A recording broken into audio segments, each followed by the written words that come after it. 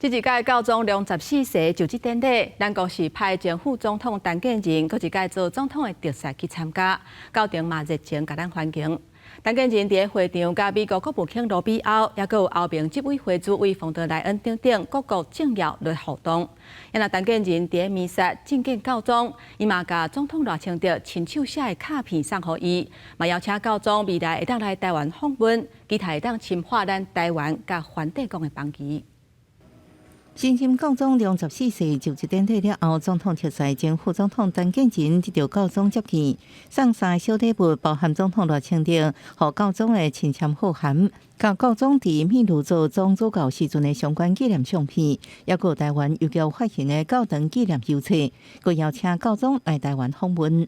他在秘鲁当总主教的时候，接受了台湾捐赠的2000套的有关于插管的防护用具。那我把照片给他看的时候，他说 "Yeah, I was there"， 所以他马上有这样的一个印象印象很深刻。他也觉得台湾能够帮助。陈建仁参加新任教宗就职典礼，受教廷热情欢迎。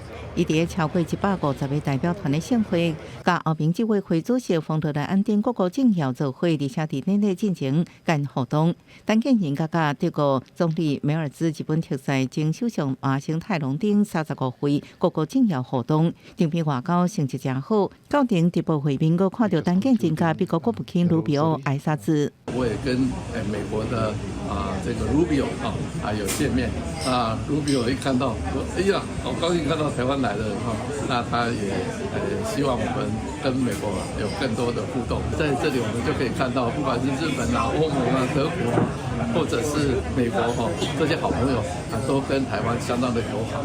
就职弥撒开始进行，教宗24岁坐白色专车向伫圣伯多禄宫顶的信徒哀求致意。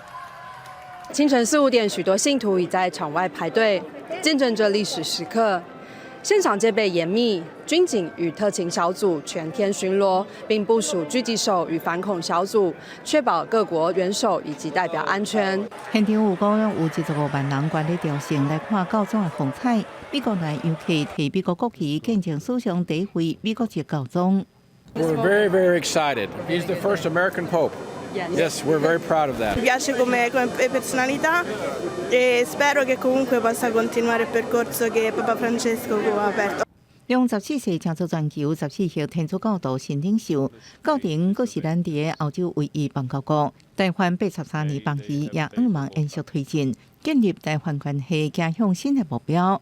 记者综合报道。